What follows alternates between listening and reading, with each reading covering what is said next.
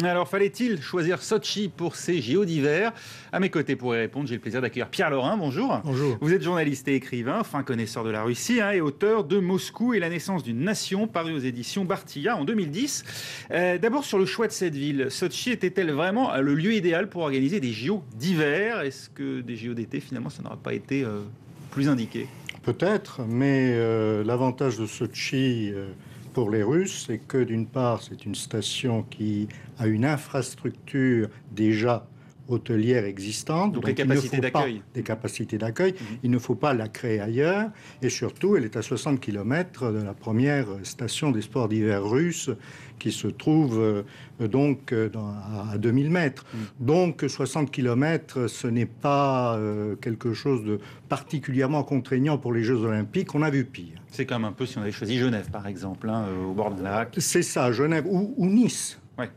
Qui n'est pas très loin non plus, ça un peu plus loin. surprendrait les Français si on choisissait Nice pour les JO d'hiver. Mais effectivement, mais c'est pas loin de la montagne non plus.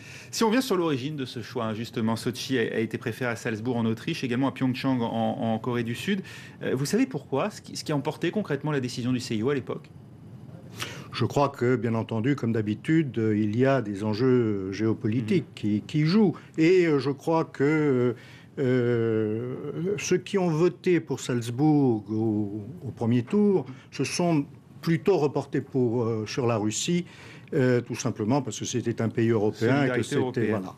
Plusieurs pays européens, justement, se sont émus malgré tout du choix de cette ville, non loin, il faut le rappeler, de l'Ossétie du Sud, où venait de se jouer à l'époque du choix du CIO une guerre, aux portes même de l'Europe. Certains pays, comme la République tchèque, ont même menacé à l'époque de boycotter l'événement. Est-ce qu'on aurait dû le faire, d'après vous? Étant donné que, là, on sait très bien ce qui s'est passé en Ossétie du Sud, on a tous les rapports, y compris celui de l'OTAN, et que c'est plutôt les Géorgiens qui ont essayé de créer un fait accompli. Voilà, qui ont attaqué. Bon, c'est difficile à dire, mais c'est vrai qu'à l'époque, il y avait beaucoup de pression, beaucoup de tensions et beaucoup d'émotions, et que tous ces sions ont fait que, il y a eu pas mal de bruit, et maintenant, c'est un peu calmé. Alors, on a vu dans ce reportage, c'est un peu une illustration de toutes les failles du dossier, les organisations comme Human Rights Watch, qui pointent les conditions de traitement très dures des ouvriers, les habitants dont beaucoup, semble-t-il, n'ont pas été consultés, y compris ceux victimes d'expropriation, les écologistes qui s'inquiètent des dégâts sur un site parc naturel classé en Russie, pour lequel les autorités n'ont pas hésité à modifier la loi afin d'entamer les travaux. Est-ce que les jeux qui servent d'ordinaire un peu de faire valoir quand même à les pays, ne vont pas cette fois plutôt mettre en lumière des zones d'ombre de la Russie, adepte de la manière forte? Je crois que là, avant de venir, évidemment, j'ai consulté les sites russes d'opposition pour savoir ce qu'ils disaient des Jeux Olympiques.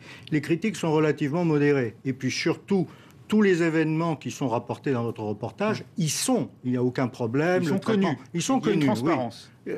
Une transparence, oui, dans ce sens que la presse d'opposition en parle et qu'elle n'est pas verrouillée. Ce qui est verrouillé, c'est la télévision. Est-ce que justement, ça ne va pas écorner l'image de la Russie plutôt que de servir comme tremplin pour le pays? Vous savez, en Chine, il y a 3000 exécutions à mort par an. Est-ce que ça a terni les Jeux Olympiques de Pékin? On s'en souvient au moment du passage de la flamme olympique, il y avait eu quand même des contestations dans les différents pays qu'elle avait traversés. À l'issue des Jeux, tout le monde s'est félicité, que c'était très bien et qu'ils avaient été très bien organisés. Il y a tout, vous savez... On passe par toutes les phases dans l'organisation des Jeux Olympiques. Et surtout, la polémique est très facile à faire monter. On passe dans toutes les phases, comme celle-ci d'ailleurs, qui est de dire à nouveau qu'on a largement dépassé l'enveloppe budgétaire allouée au départ. C'est quand même très étonnant de se dire que pour des JO d'hiver, on arrive au-dessus du record établi par des JO d'été à Pékin. Non, ce n'est pas du tout étonnant, parce que d'une part, il y a le budget des Jeux d'hiver, et d'autre part, les budgets d'infrastructures qui sont colossaux, et qui, ce sont des investissements à long terme. Oui.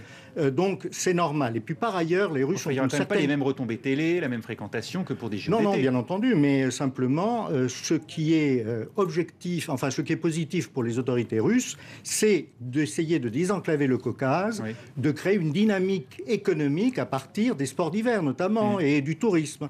Et il y a un autre élément qui est très important en Russie, c'est que pour avoir les marchés, les entreprises minimisent le temps et les coûts, et ensuite ils se rattrapent. Et ensuite elles explosent le budget. Voilà. C'est ce à quoi on est en train d'assister. On espère que pareil, Mésaventure n'arrivera pas pour l'événement suivant, la Coupe du Monde de football également organisée en Russie en 2018. Et ils auront appris peut-être quelque chose entre-temps.